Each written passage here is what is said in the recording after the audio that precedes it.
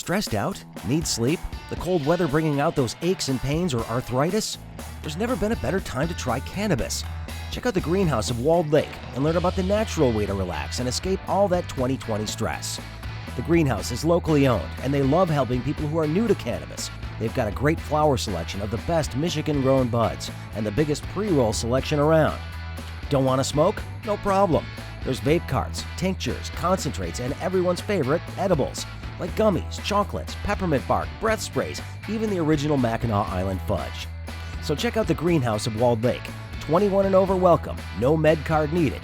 They also offer senior and veterans discounts and have a great loyalty rewards program. The Greenhouse of Walled Lake. That's greenhousemi.com. Hey, greetings everybody. Happy Friday. Welcome to the week that was on Deadline Detroit. I am your host, Craig Fahle. Glad to have you with us. Today we have a lot to discuss, and I have a great group of panelists here to help me figure out what happened this week, because it is still quite the mess in this country. Allan Lengel, of course, is the editor and co-founder of Deadline Detroit, who is with us every time we do this. Hello, Allan. Hello. Thanks for having me. All right. Nancy Derringer, contributor to Deadline Detroit, is here once again as well. Always. And we have lawyer Steve Fishman with us today from his beautiful downtown office in the Ford building in downtown Detroit. Nice to see you, sir. Yes, sir. Good morning to all. Absolutely. Greg Bowens should be joining us in a little bit. We will let him in when he gets here, so it'll be good to have his input as well. And of course, coming up a little bit later on today, we will have our nominees for the Schmuck of the Week. And as usual, there are plenty of candidates out there worthy of your consideration. And so, we never really name an official Schmuck of the Week. We just let it out there, and we'll let you decide which one of our nominees is most deserving on any given week. So that'll be coming up a little bit later on. But what we need to talk about this week is what is going on so far in the early days of the Biden administration, the lingering effects of the Trump hangover that still exists, especially within the Republican Party. We'll talk a little bit about the governor's State of the State address and the reaction to it. And of course, we'll have Schmuck of the Week a little bit later on. But let's start with that lingering Trump hangover for just a second. We got a clue the other day as to where the Republicans were going to come down on whether or not to convict Donald Trump on the impeachment charge that he is facing right now in the U.S. Senate, when only 5 senators on the Republican side voted to basically not dismiss this. There was a number of people on the Republican side that we thought might actually consider some of the facts of this case, but they showed their true colors the other day and their ongoing fealty to Donald Trump over the course of the last several days. And Mitch McConnell being one of them, even after he said that he was going to give a real listen to this whole thing. I mean, I knew that the Republicans weren't going to vote in numbers large enough to convict this guy. But man, I mean, at some point, don't we at least need to consider whether or not this guy is guilty of sedition and an attempted insurrection, inciting an insurrection at the Capitol? I think that's worthy of an actual trial and hearing. Am I wrong on this one? I think, it wouldn't be horrible if he just got criminally charged and say, screw it. Let the Senate move on and do what they need to do. Let the courts take it. That's going to be a hard case to prove, though, don't you think? I don't know. I would leave it to the lawyer to tell us why. But I mean, I think that would be, I don't know. It kind of reminds me of the Chicago 7, which was, of course, that was a much vaguer charge. That was crossing state lines with intent to incite. And, it's kind of like crossing a state line with a thought in your head. It seems like it's going to be tough, but who knows? I mean, do they have to show intent? I think, before Steve, just real quickly, it's like if I got up there that day and said, charge, let's head to the White House, let's go kick their asses, I'd be charged. I don't think there would be much question about it. Yeah, that's true. Look, the longer that we go out from that event 3 weeks ago now, more and more stuff is coming out. And I mean, there are people sitting there going, the president wants us to go to the White House. Yes. The White House. I mean, there is stuff out there that shows that people were motivated by the things he was saying. And is that not the classic definition of incitement? Yes. But let's let the lawyer talk. Okay. Lawyer talk. All right. So to begin with, let's dispose of the Rand Paul argument that somehow this was the statute of limitations had passed. articles of impeachment were passed by the House while the guy was still president. Okay. And therefore, when the trial takes place is irrelevant. It's the same if you analogize it to criminal charge. You must bring a criminal charge as to almost all federal offenses within 5 years of the last incident of the date of the offense. Once you do that and you get into court, you can have a trial 2 years after that because of, the various things that go on in court. So we can dispose of the Rand Paul argument very simply. These guys are such hypocrites that they pretend that that's something, but that's nothing. Okay. Number two, what Lengel said about if he did this, maybe he'd be charged. The difference between Lengel doing it as a regular private citizen and the president of the United States doing it, to me, is vast. And I think that it's vast for a couple of obvious reasons. Number one, a lot of people might like Lengel, but he doesn't have a position of power and authority, right? And number two, as far as I know, he hasn't had a history of having a bunch of people that listen to and dwell on every word he says and every tweet that he sends. So that distinguishes the president right away. Number three, do you think they can convict? The distinction between the Chicago 7, which was really a farce. The whole thing was a farce. Julius Hoffman was a farce. The judge, Rennie Davis and Jerry Rubin, they were all making a complete, and Kunstler, they made a farce out of the whole thing. The third thing is what Craig said is true. And Nance, I think you said it as well. As time has gone on, and for some reason I've been watching MSNBC since the election, I have seen videos, and they got to be smart enough to put them all together. I don't really care if they convict them or not. I wish they would, but I agree with you guys, they never will. But I think with intelligent people doing it, and I think I've listened to some of them interviewed, particularly Madeline Dean from Pennsylvania, who's fantastic. I think they're going to present something to the bulk of the public. Anybody that watches it, it's going to be obvious as hell that he's guilty, that he's criminally guilty, and that he's certainly guilty for purposes of impeachment. You cannot have better evidence. And I'm telling you this as a criminal lawyer. The best evidence against any defendant are things that come out of his or her own mouth, like Trump's speech, that come out of other people's mouths who are saying what Craig said. What do you mean we can't be here? The president invited us, I heard a couple of them say.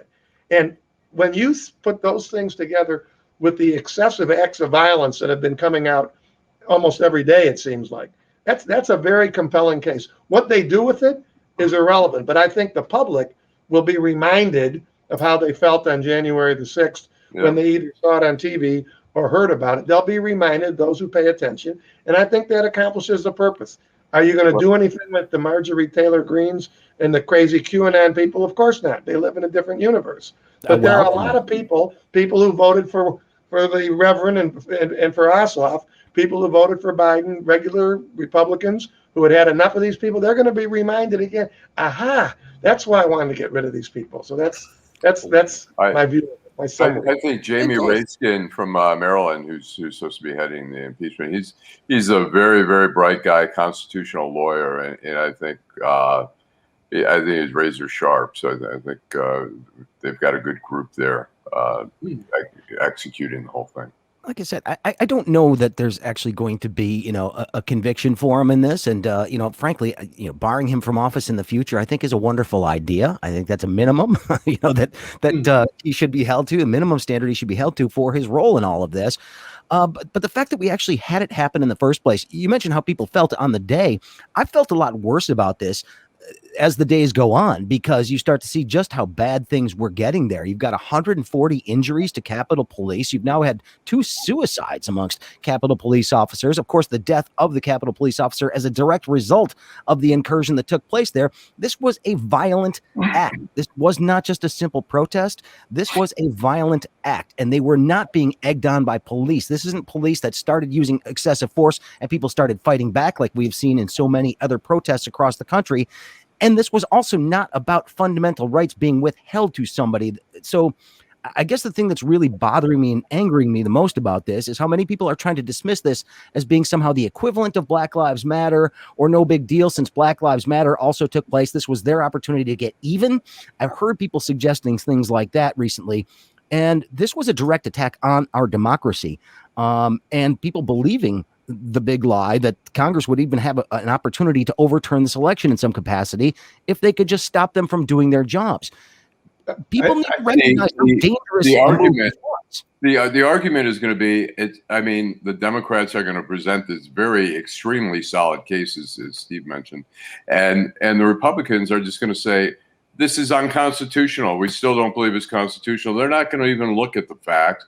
They're just going to say, he's out of office. It's unconstitutional. We're not going to deal with it. Well, Go ahead. Go ahead. Steve.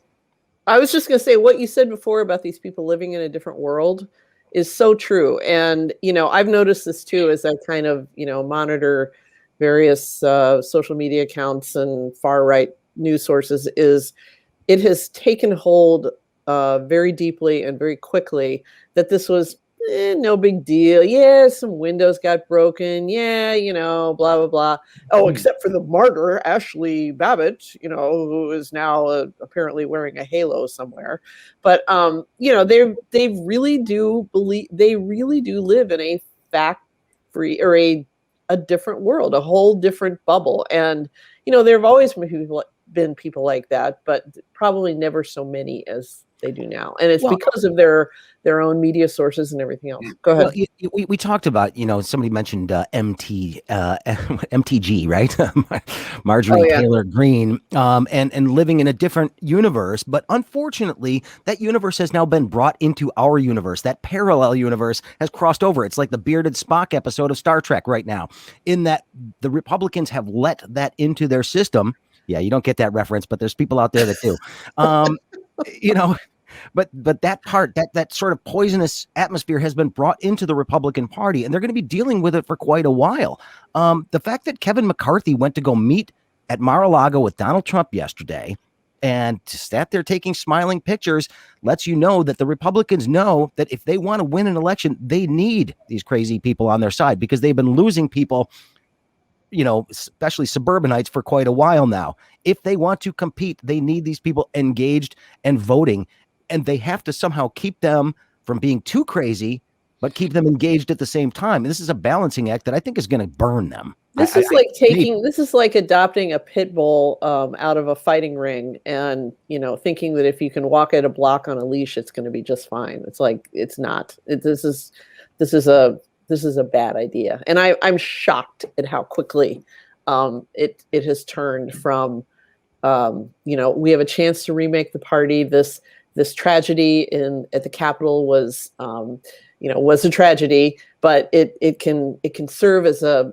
wake up call, and we can move forward. And it's like, what, a couple weeks and boom, it's like, nope, it never happened. Well, that's the thing, I guess, that bothers me the most, is this notion that, can we just let this go? We should just let this go, because this isn't unifying the country right now. We just nothing to see over there. That's the past. We need to move on. And it's like, no, until you purge the crazy, and until you pledge to make sure that white supremacists and anti-Semites and everybody else does not have an official place in your party or in your platform, no, you don't get to sit at the same table as the adults. Well, let's go back to the trial again, though. One thing they're not going to be able to say, because again, I think the Democratic prosecutors are going to be able to anticipate this, and I agree with Lengel that Raskin is a smart guy. I think everybody I've heard from is pretty smart. They're going to show that this didn't just happen spontaneously that day. And you guys have all seen the same thing I've seen, where you've got all this evidence, not just the Proud Boys, but people in general, all this evidence of people gathering, knowing what they were going there for. Trump on his various speeches and his various rallies beforehand. This was a premeditated plot, and that's a big deal. Spontaneity could almost be a defense. Hey, what the hell do I know? All of a sudden, all this shit happened. But that defense is not going to be allowed. When you show up, say it again. I say when you show up with handcuffs, right? Plastic handcuffs. And let me tell you one other thing that I saw, and I don't know if this was kidding around or not. In the gym today, when the screens are up there, it was either MSNBC or CNN that said that the guy who wore the horns, there was a flashing thing that said the guy who wore the horns has volunteered to testify at Congress. A, I don't know if that's accurate, but B, to do what? To come in? I'd let him do it personally if I were them.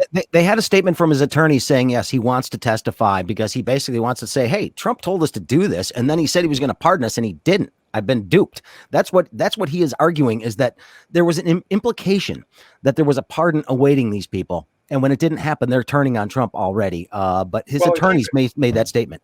But keep in mind, I'm sure that's a little part of it, but you got to remember, and I think we talked about this. No, I haven't been on since the 6th. I've talked about it with other people. These people are charged with federal offenses. Those Lengel certainly knows. In federal court, the quickest way to get a lower sentence, the quickest way is to cooperate, right? And who are you going to cooperate against in this instance? They're going to tell on other people, as you've seen, people are getting arrested because somebody said, hey, I was there, but Joe was there too. And then you're going to tell on Trump because the lawyers, any criminal lawyer, is going to say, look, if you have any information that's helpful to the government, let's do it, because you're going to get that information will get to your sentencing judge and it'll help you.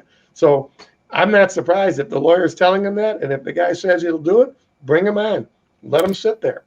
Well, I just got a news alert that said that the pipe bombs that were found at the Capitol were placed the night before. And they apparently have some video of the person who did that. So, I mean, this thing was absolutely premeditated. And those pipe bombs, people were wearing earpieces and walkie-talkies and stuff. I mean, right.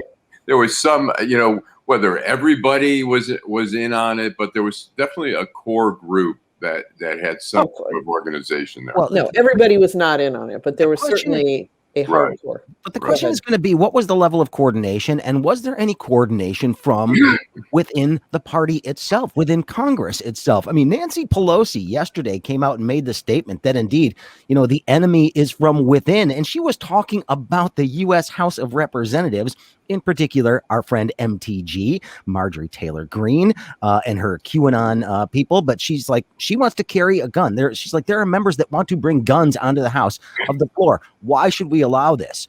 And what happens to Marjorie Taylor Greene for all these past incursions? She gets put on the Education Committee.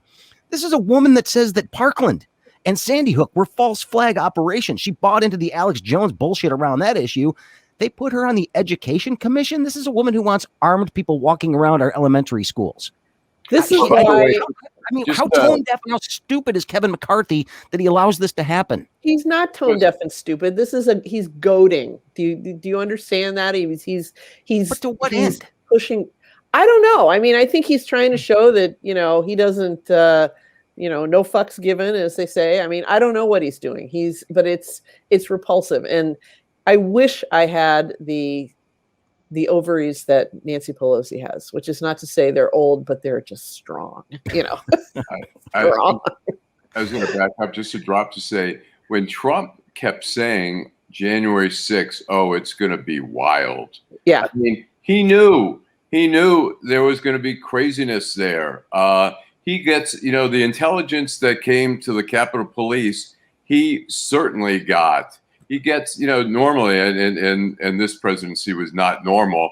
I mean, very often, either the director of the FBI and other agencies were briefing the president every day. And if it wasn't the director, it was the deputy director. I mean, I know people have gone in there and briefed the president. So the president was getting some form of intelligence before that all happened. So for him to say it's going to be wild, he had some sense of what was going to happen. Well, and of course, it's now looking like, there are people that are willing to go on the record and say that he was hesitant to bring any additional law enforcement to bear to quell this. He was watching it with enthusiasm and watching it happen. And I think there are going to be enough people that want to distance themselves from this legacy of the Trump presidency, because this is, obviously it's the kind of thing that we're going to remember for a long time about him. And I think there are enough people that are not going to want to be a part of that legacy that they may be willing to say, yeah, we asked for some reinforcements and he basically wouldn't pull the trigger on that. And in fact, there were some actions taken previous to this that limited the ability to bring in reinforcements to stop this from happening. The fact that the military put another hurdle in front of them so they couldn't deploy the National Guard very easily is really strange. And it almost seems as if they were trying to make sure that there wasn't an ability to stop this as effectively as they could have. And I think that's something that's going to come out in this trial as well. Mm-hmm. Well, I think one thing we should look for, and we don't know, at least I don't know if you guys do. I don't know if they're going to have live witnesses, whether it's the guy with the horns or anybody else. But you got to remember, because it's a trial, if the live witness, let's say the guy with the horns comes in and says basically what the lawyer said he's going to say, which is, yeah, I was there because I was summoned by the president, blah, blah, blah. Now, when the House impeachment manager gets done, he or she is going to turn to your witness, cross-examine. And do we think the Trump lawyers are going to cross-examine a guy like that? If they do, and the guy's halfway smart, I don't know if he's smart or not, or anybody else they might put up there, that's going to be another 15 minutes of getting crapped all over, because they're going to argue with him. He's going to say, okay, I hear what you're saying, but you're wrong. And, I listening to everything you guys are saying, think about all of those things that you're saying, all being on national television, out there for the whole public to see. And again, whether they convict them or not, at least it'll bring us back to the point where the public will say, yeah, this really was fucked up. This was awful. I'm not concerned about him being able to run again, quite frankly. I think he'll be in jail personally in New York, but I don't think that's really the issue. I think the issue is that at some point in time, we got to make sure we have enough people, right, who think that it'd be dangerous to let these jackasses back in power. And I think this trial will be perfect for it. I got a question when we were talking about, I mean, there's probably, there's some kind of, hello. Michael, is there, there's some type of criminal charges that are going to come out in New York, whether it's, I mean, now, because he hadn't gotten any kind of pardon in the Southern District of New York and the Attorney General and the Manhattan District Attorney. What does prison look like for a guy like that? They're not going to just stick him in some minimum security camp. I always sort of envision them either doing a house detention or buying some like warehouse or something and building something for the guy. Lengel, you're look at Spiro Agnew went to jail. He was the vice president of the United States. In the federal system, they have camps, and that's where these kinds of guys would go. They have ways of there's no way, in my view, if it's the feds, for sure, they're not building a warehouse to put this jackass in. He's going to go to Morgantown or wherever it is, Elkton, and he's going to sit in there with everybody else. That's the way they're going to do it. There's judges who've gone to jail, attorney generals went to jail, vice presidents went to jail. They'll try to keep them from, obviously, they're not going to stick them in with a bunch of killers, but it's not going to, there's no way that I can foresee that they would build an institution or let him sit in his house. I don't think that'll happen. If you get 2 to 4, you're going to get 2 to 4. That's all there is to it. And what about protection? What, all that stuff, the Secret Service protection that these guys. He says he's a tough guy. He tells you what a tough guy he is. Let him protect himself. I can't imagine anybody trying to shiv Donald Trump, but I don't know. You need a very long blade to reach any kind He's going to be looking for a gold toilet somewhere. You know what he's going to do? He's going to do the same thing all wealthy people do when they get locked up. They start paying people to look after him. That's what he'll do. Yeah. He'll just pay some tough guys. I just want to see this movie so bad. It'll be like it'll be like the prison scene in Goodfellas, Right. It'll be shaving. Shawshank Redemption, but you're not rooting for the prisoner. It's like, oh well. Anyway, okay. Here's something interesting that's happening this weekend. I'm going to be on Mildred Gaddis's show on Sunday, talking about the future of the Republican Party, and I do want to talk a little bit about the Republican Party and where it stands right now. They've got a major problem on their hands with this Marjorie Taylor Greene. She obviously has espoused all sorts of conspiracy theories. She was elected to Congress, a QAnon person, elected to Congress. And now people are going back through all of her former tweets and posts on social media. And frankly, I really wish people would have done this research before the elections. We could have avoided this situation. But this is a woman who has now got a position on the Education Committee. She represents what does a typical congressperson represent? What is it, something like 40,000 people or something? Anyway, she has espoused all sorts of crackpot conspiracy theories, including this latest one that we uncovered the other day, in which she believes that the wildfires in California may have been started by space lasers owned by the Rothschilds family because they wanted to clear land cheaply for high-speed rail in California, which is about the dumbest thing I've ever heard. Actually, it is the dumbest thing I've ever heard. But she put this out there on social media, and now she's saying, well, I don't really think those things anymore. That was a long time ago. I'm like, no, that was 2018. Have you changed that much in 2 years? ago. You got elected on this platform, but they need to denounce this person. And frankly, if I'm the Republicans, I'm finding a way to bounce her out of Congress. I'm sitting there telling Nancy Pelosi, you want to get rid of this crazy lady? Be our guest, because we don't want anything to do with her. But here they are. They're not going to do it. And so this seems to me to be the kind of thing that might hurt them down the road if they keep allowing this stuff to happen. I hope I'm right about that, because they need to purge this stuff. Anybody Are you talking to me? Anybody who wants to jump in on this one? No, they absolutely have to, but they won't. I mean, I think that's what the events of the last week have shown us.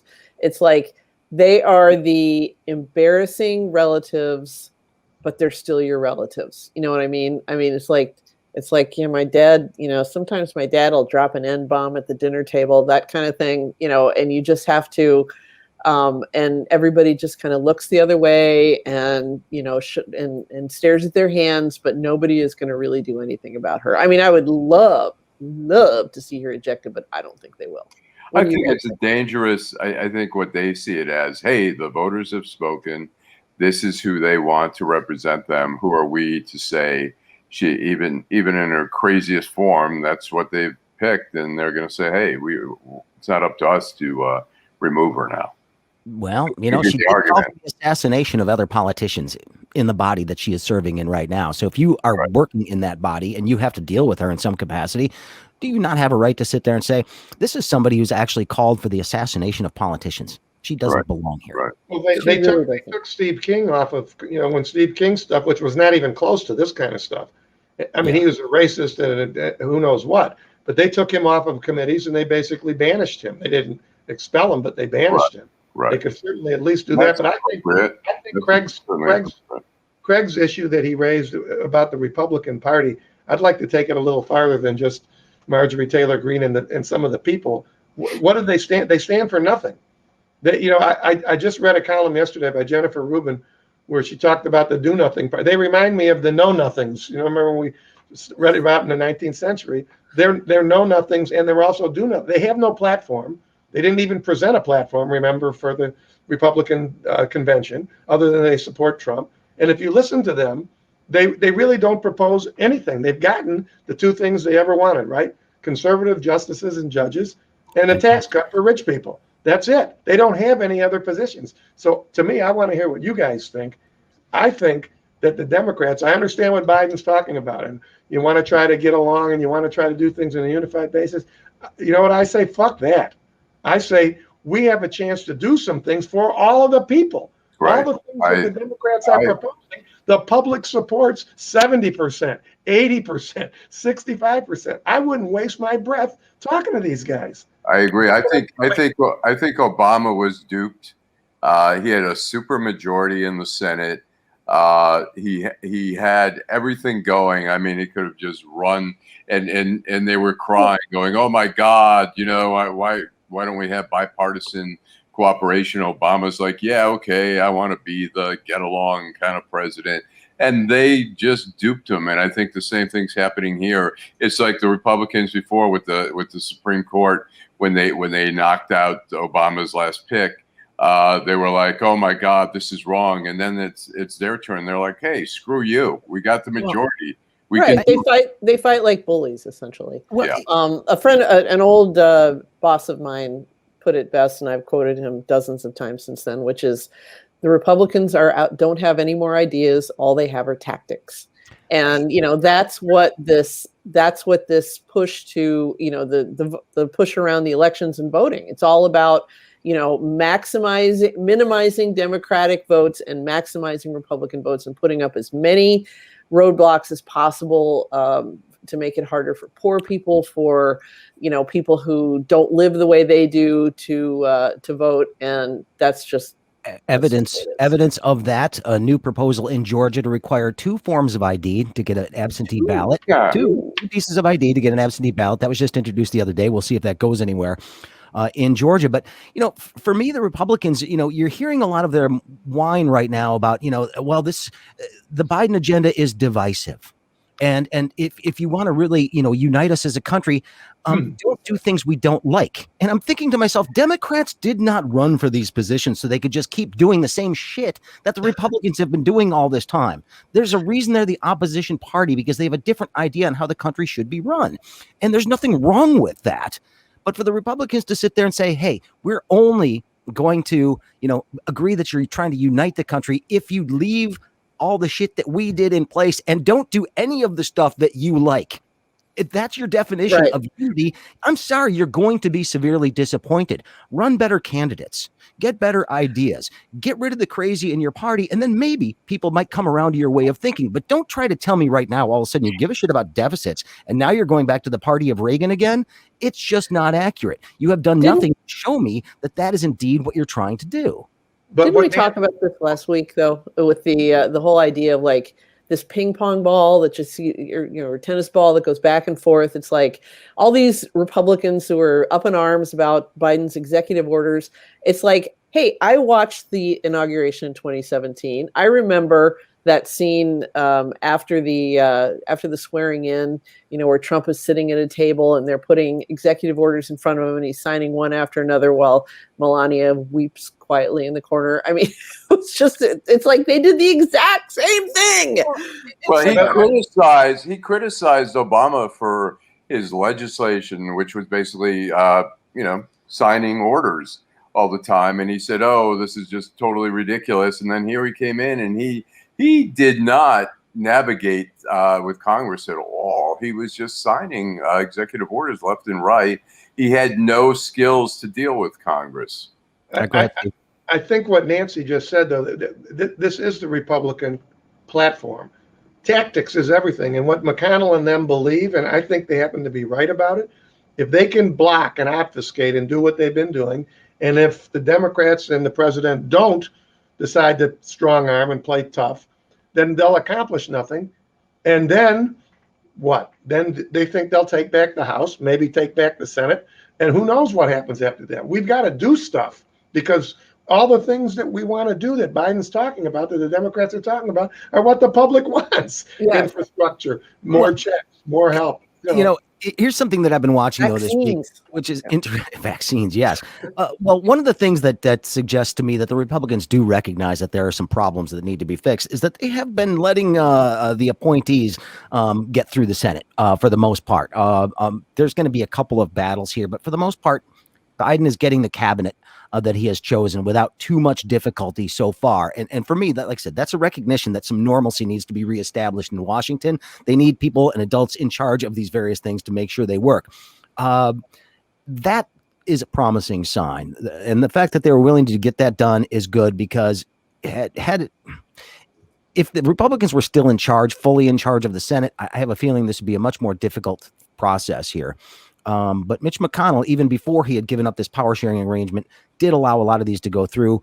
I think that's at least a recognition that things are broken and they need some adults in charge again. So hopefully we'll get that. Is anybody feeling better right now about where we stand with vaccines and the way that this is being approached? I mean, listening to Fauci this week talk about being basically liberated has been kind of interesting to see. Go ahead, Steve. No, I'm about to agree with you. Fauci, just the professionals that are now in charge. I have the feeling, I think most of the public does, that there are professionals in charge. They're going to come up with more ways to distribute the vaccine, more ways to obtain the vaccine. It's just too bad that we were stuck with these other guys, for all of those months. And this is going to delay everything probably almost through the end of this year. Isn't that basically what the experts are saying? Right. Certainly into the late fall or the fall. Well, they're bringing in now retired doctors and nurses to help give the shots. And that's another issue. The whole infrastructure was not there. Right. They blocked the Biden administration from being part of the process before they came in. And then they handed this pile of shit and said, here, have fun. See you later. Exactly. Go ahead.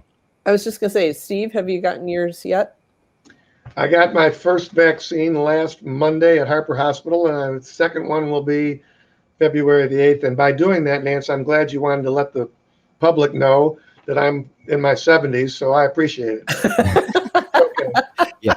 got a little ways to No wait here. one would believe that otherwise. No, I didn't do it to point out to your age. I only did it to underline that Steve Fishman is going to be one of those men who lives to be past 100. Well, and here's the thing. Okay, Lengel, he's you in got his 70s. yours, He will right? still kick your ass one-on-one. I got mine. don't. I'm out in my 70s, but I am. You're good. I got to tell you guys. I am eligible for a discount at the movies. So I have to tell you, when the whole stuff about the vaccine came out, and Lengel is almost old enough, but not really. When I looked at this, and they started with the vaccine, I looked to the people that I hang around with in the gym, and I said, "Oh, I've seen this show before. This is going to be just like Vietnam in the draft. Watch and see how many people are going to sneak ahead of other people. How many people who are friends with doctors are going to be able to get a letter when they're 45 or 55 or whatever." And that's, in fact, you've been seeing it all over. That's exactly what's happened. People who know people are the ones.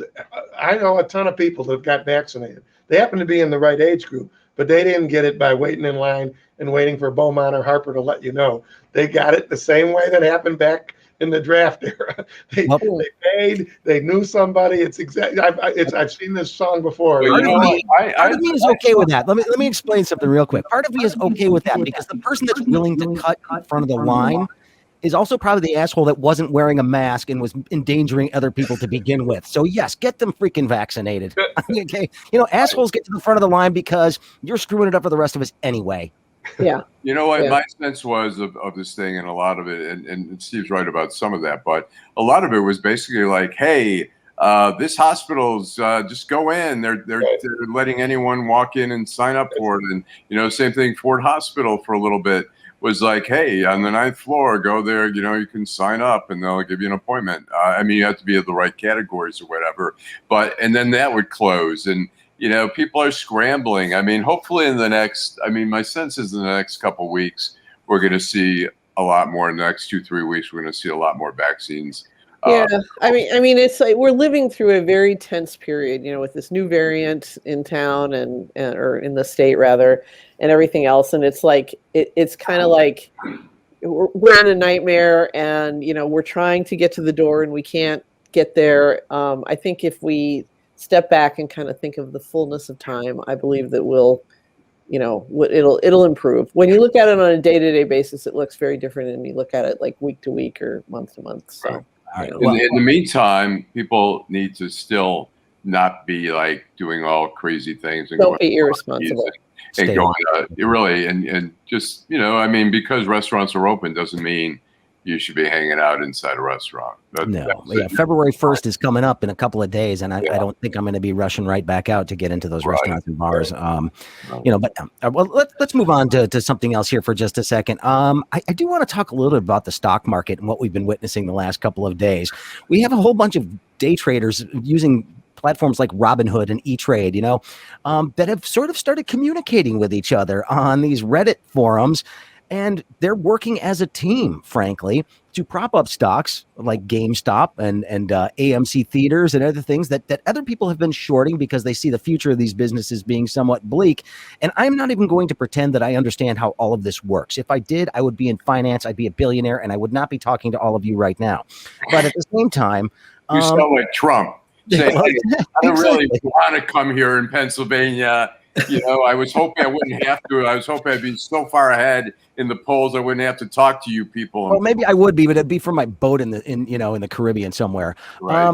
But for me, it's really interesting to watch sort of the democratization of the stock market and how the people have been reacting to it who have been the gatekeepers for so long. I'm not suggesting what these people are doing to these companies is good or bad, but it is funny to watch the people who've been doing this a long time whining about the fact that other people are now participating in what used to be their private playground. That is the perfect description of what's going on. These are young people in general. My daughter's boyfriend had bought a few shares of GameStop. Why? He's a medical student. He doesn't know anything about the stock market. They're all on these things. They heard about it. My son uses Robinhood.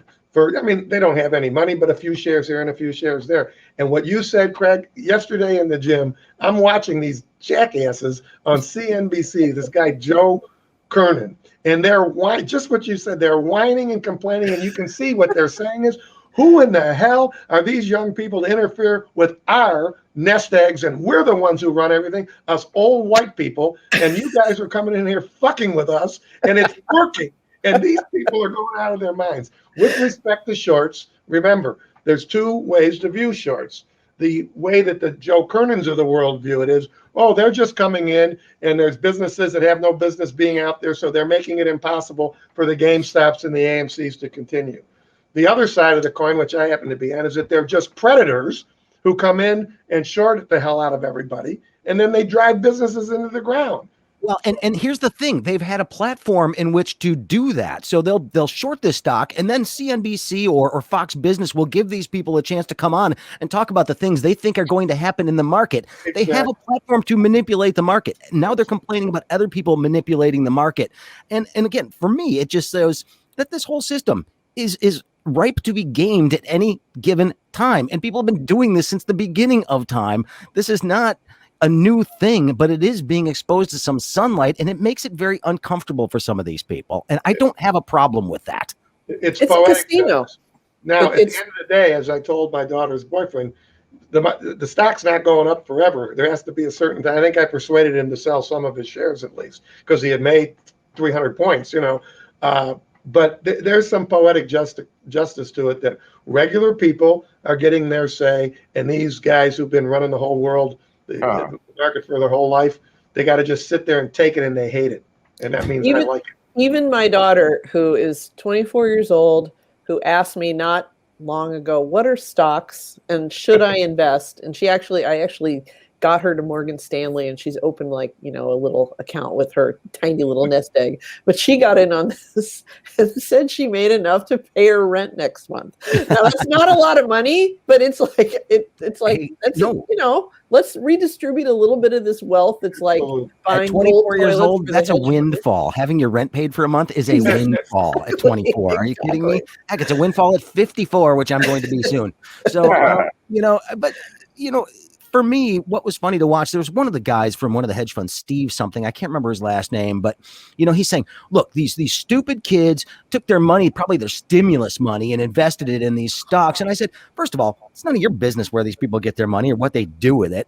Who the hell are you to judge? Particularly since you inherited all of your money. That's what you could tell the guy. Entirely possible, absolutely. But it's been funny to watch. And yes, maybe it's dangerous for the market. It might be. I don't know. But at the same time, I'm not feeling too bad for these hedge fund guys that might lose a whole bunch of their money. And if a couple of them go belly up, maybe that's not a bad thing. Because I would also redistribution of wealth somewhere else. And what I told my daughter yesterday is, it's like, you were just given your first hit of crack, okay? And of course, you really, really enjoyed it. But keep in mind that the end of being a uneducated or lightly educated person trying to deal with put and call options is the same as for a crackhead, ruin and tears and sitting in a house, in a cold, abandoned house, rocking back and forth. I told my daughter the exact same thing. Yeah, there you go. I said, put him on the phone. Let me explain something. I said, bulls can make money, bears can make money, but pigs get slaughtered. Just be careful. Very true. Well, and let's add another thing into the wrinkle here. Online gaming now allowed here in Michigan as of this week.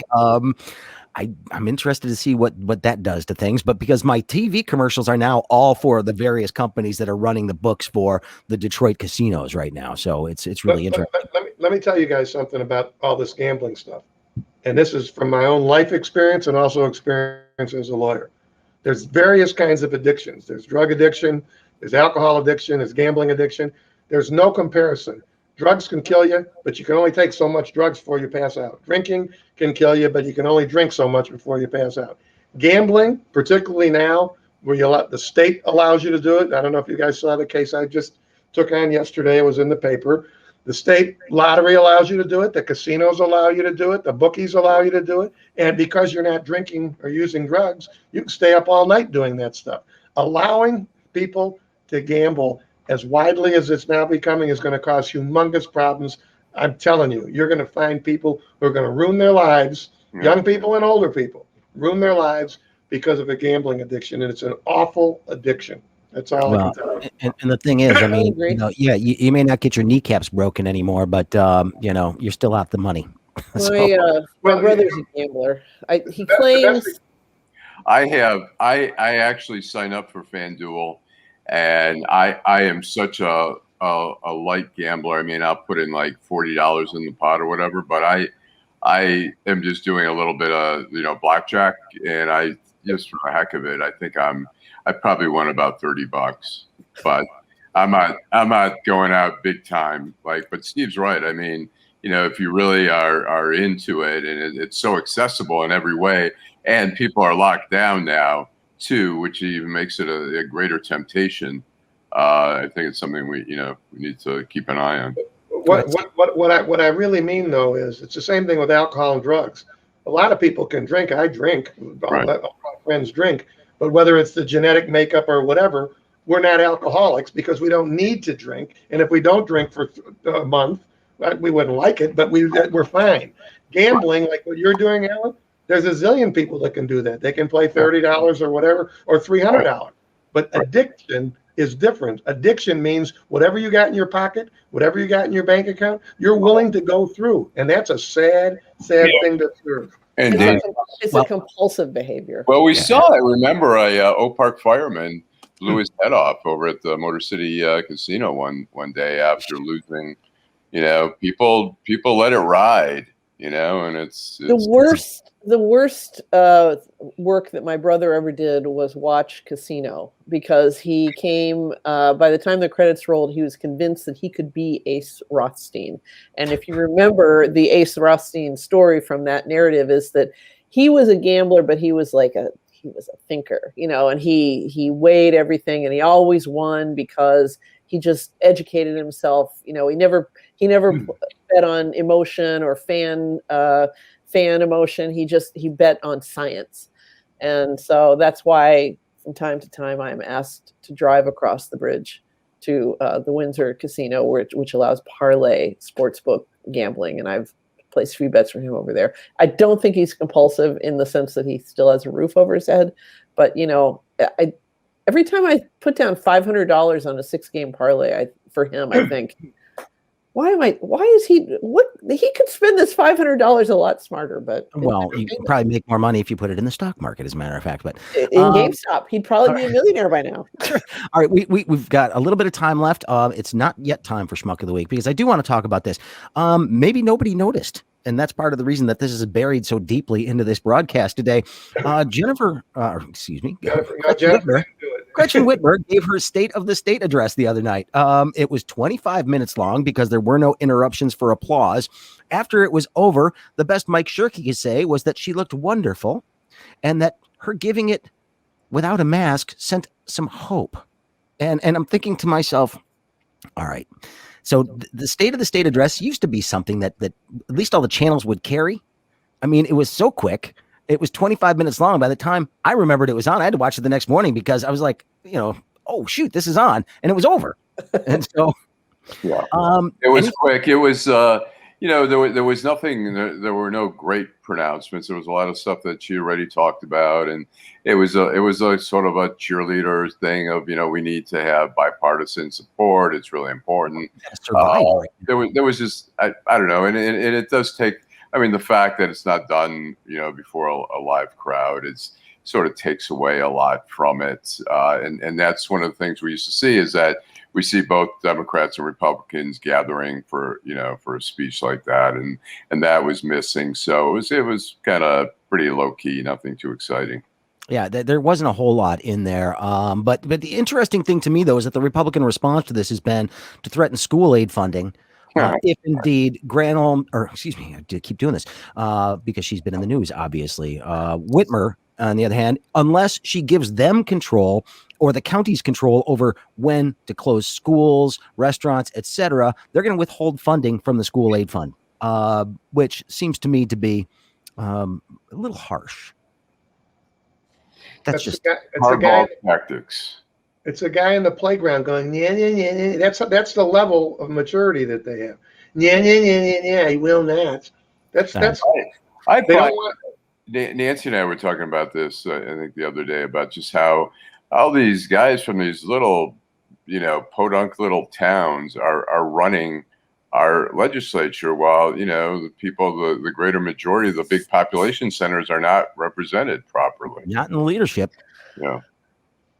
Whenever I talk about the Michigan State Legislature, the word that comes up the most often in my cruel, bitchy brain is bumpkin, because that kind of, it just, that's what a lot of these guys are. I'm surprised that there aren't, manure tracks across the carpet in the Capitol. Oh boy, that's going to go over well. All right. Well, okay. We've gone about 50 minutes, and so I think it is time for us to change our focus. And now it's time for Deadline Detroit's nominees for Schmuck of the Week. Fancy new graphics. But that was pretty good. All right. It is time for our Schmuck of the Week nominees. And we've talked about a number of them. I have a feeling that might get a hearing today. So who wants to go first today? I'd like to put this out there. I could go first, or I could give it to somebody else. You go first. You All go right, first. go ahead. I will go first. I'm going to go with House Minority Leader Kevin McCarthy. Oh, that was mine. Oh, well, then we can play off each other here, Alan. I'm not sure There's more. There's more schmuck up there. Which was more schmucky? Giving Marjorie Taylor Greene a seat on a committee anywhere, or going down to Mar-a-Lago to visit Donald Trump to, again, as I said, kiss the ring and pay fealty and hope that Donald Trump doesn't do anything to screw up the Republicans' prospects in the next couple of years. That wasn't all he kissed. I just want you to know that. I was trying to be polite. Okay. So, Alan, I mean, for you, for me, it was Marjorie Taylor Greene.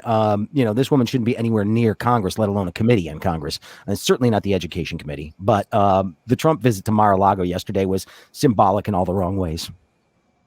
I just find it so appalling that there are not, Kevin McCarthy is not a man. He's like this junior high kid who's going down to where he's sorry that he insulted his uncle or his dad or whatever. I mean, he stood for principle and then got scared and went, oh my God, what did I say? I told the truth. This is so scary. I better tell Donald Trump I apologize. I mean, what kind of people are we sending to Washington? It's the most disgraceful group. And it's really just him going to visit Trump was the most appalling thing of basically crawling back and saying, hey, all that stuff I said, well, yeah, okay, it was true, but and the other like Rand Paul, I mean, the whole part, Ted Cruz, I mean, it's just it's still, I mean, Trump is gone, but he's left behind, the swamp. He forgot to take the swamp with him. Yeah, absolutely. Nancy, who you got? Well, I was going, as I said before the show started, I was going to leave Marjorie Taylor Greene to the people, the Jewish individuals on this panel who have much more of a reason to despise her. So I'm going to go with Mike Shirkey, and only just say briefly that, we have become more attuned to casual racism in the last, few years, to casual anti-Semitism like Marjorie Taylor Greene's, but casual sexism, particularly about a female leader of a unit of government, is as rampant as ever. And, for a long time, I was one of those women who kind of thought, this is rules of the playground, everybody gets insulted, don't take it personally, et cetera, et cetera. But I'm getting real tired of this bullshit from people like him. And so I'm going with Mike Shirkey. And to take that casual sexism a little bit further, sometimes it helps to hear it from a man, Mike Shirkey. I'm pretty darn sure Whitmer doesn't give a rat's ass what you think about her appearance. Right, exactly. She's looking good these days too. Then you are, you're going to lose this one, man. Mm-hmm. Just knock it off and do the people's business. But I will say she's looking great, and every time she steps out there looking like $1 million, she makes those kins look just as bad, or look that much worse. So. All right. Steve Fishman. Okay, I have a tie. The one winner is Matt Gaetz, who managed to take himself all the way to Wyoming to lecture the people of Wyoming on why they should get rid of that radical left-wing libertarian Liz Cheney. I did look up his background because I figured I would see that he only went to the 8th grade, but it turned out he actually is a graduate of the College of William and Mary Law School. Wow. His daddy was a Good law politician. school. A really good law school. So he must have a half of a wit, or else he's the dumbest guy that ever graduated from the College of William and Mary. I was going to give him the award himself, but I have to tell you, I read something in the New York Times. My tie is Enrique Tarrio, the leader of the Proud Boys. Ah, yes. Right? Why is he the tie? Because if there's anything those guys claim to stand for, just like Donald Trump and William Barr, we are tough guys. And one thing about tough guys, we stand up for ourselves. And one thing we would never do is be a snitch. And what does it turn out when Mr. Enrique Tarrio got knocked off for a fraud case down in Florida, I think it was? He told on the whole world. He told on people who were doing this, told on people who were doing that. And I'm absolutely certain, and this was in 2014, and he got his sentencing break because of his cooperation. But the best thing of it was he knew damn well when the Times got a hold of that information that they were going to print it. So what does he say when they ask him for comment? You know, I don't remember anything like that. Now, mind you, this was 6-7 years ago. Well, Steve, when he was 4. That's why they call it the Proud Boys, not the Proud Men. Exactly. So when I saw that, Matt Gaetz is an asshole, but the hypocrisy of pretending to be such a tough guy, and then the minute you're looking at some time, you tell on the whole world. That puts him into the thing for sure. Well, Steve, Steve, keep looking at Matt Gaetz' backstory. It gets more and more interesting further down the rabbit hole you go with that guy. Trust me. I like how is he Beavis or Butthead with that hair? that He hair is definitely Beavis. Yeah, he's Beavis. Well, you know that this plot to He's kidnap Butthead, excuse me. Gretchen Whitmer fell apart because there was an informant in there. So it'll be interesting. And of course, the he's not first guy to cooperating. flip, Ty Garbin, I believe, or Garmin. He's telling on everybody. Yeah, he's already agreed to testify against. So that's going to be interesting. Well, Steve, as a defense lawyer, I mean, the first guy to flip is the one that always gets the best deal, right? Everybody who watches Law and Order knows this. Yeah, I think that probably the worst way to know anything about what goes on either in police departments or in criminal law is to watch TV about it. That I can tell you. But Okay, I watched The Wire too. All right, but it's the same deal. The first guy to flip always gets the better deal.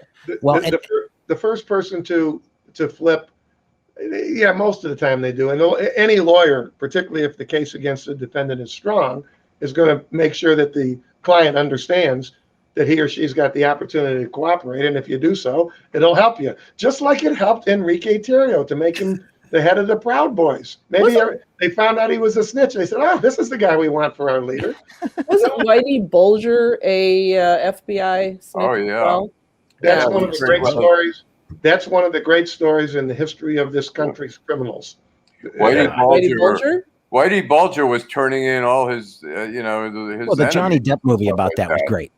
Yeah, I think it was yeah. Johnny Depp played him in that movie, Working so- with the FBI guys, I mean, that was such a shonda for the Boston FBI. I mean, and That's the a fact that he disgrace, was man. able to be on the lam for so long is another. All right. Well, crazy we got to wrap this up in a second, but I did want to give an honorable mention to Senator Ron Johnson for just a second, who, of course, sat there and actually made the proclamation the other day that Joe Biden would have to choose between getting his cabinet put through or the impeachment trial.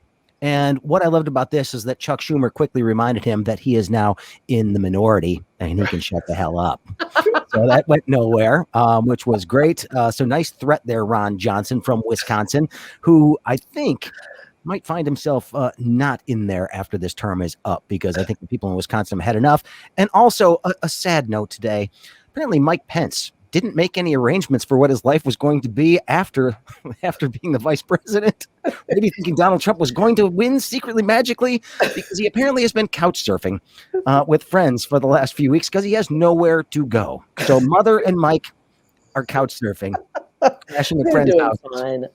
I'm sure they'll be fine, but just feel bad. One last thing we should mention that I learned again also this morning in the gym. Cicely Tyson passed away at 96 years old. Cicely. She was pretty amazing. And she was fantastic. She was a trailblazer for sure. All right. Well, I think we'll have to wrap it up right there. Thanks to lawyer Steve Fishman for being with us once again. Also, thanks to Nancy Derringer and Allan Lengel of Deadline Detroit. Thank you. Thanks to Michael Lucido for engineering this broadcast today and putting together our new little graphic thing that we had there for Schmuck of the Week. We appreciate that, Michael, very much. Thanks to, of course, the Greenhouse of Walled Lake for sponsoring this program. Thanks to all of you for watching it. And don't forget, for all your news needs, go to deadlinedetroit.com. You'll find great stories each and every day there, and you can support us. Become a member at Deadline Detroit. Keep this little band of merry pranksters going. deadlinedetroit.com/membership. It's easy to do. It takes a couple of minutes and just $3, $5, $10 a month, whatever you want to do. It all goes to help out a really, really good organization. We appreciate it. Have a fantastic weekend, everybody. And stay home safely. My name's ML Elric. I'm an investigative reporter and a connoisseur of fine yogurts. I know a little bit about Detroit. I know a little bit about deadlines. And I'm asking you to become a member of DeadlineDetroit.com. Like me, I'm not asking you to do anything I wouldn't do. I'm making a monthly donation. My wife is making a monthly donation. I know that seems redundant, but they need the money, and the money goes to a good place. Getting the story out, getting the truth out. Because if we don't support local journalism, there's some people a couple blocks away from here who are going to get away with a whole bunch of stuff that's going to cost you a whole lot more than just a few bucks out of your pocket every month. Go to DeadlineDetroit.com, become a member. You'll see it's really easy at the top of the website. Give early, give often, give generously. Just give a damn. That's the best way I know how. Stressed out? Need sleep? The cold weather bringing out those aches and pains or arthritis? There's never been a better time to try cannabis. Check out the Greenhouse of Walled Lake and learn about the natural way to relax and escape all that 2020 stress. The Greenhouse is locally owned, and they love helping people who are new to cannabis. They've got a great flower selection of the best Michigan-grown buds and the biggest pre-roll selection around. Don't want to smoke? No problem. There's vape carts, tinctures, concentrates, and everyone's favorite, edibles, like gummies, chocolates, peppermint bark, breath sprays, even the original Mackinac Island fudge. So check out the Greenhouse of Walled Lake. 21 and over welcome, no med card needed. They also offer senior and veterans discounts and have a great loyalty rewards program. The Greenhouse of Walled Lake. That's greenhousemi.com.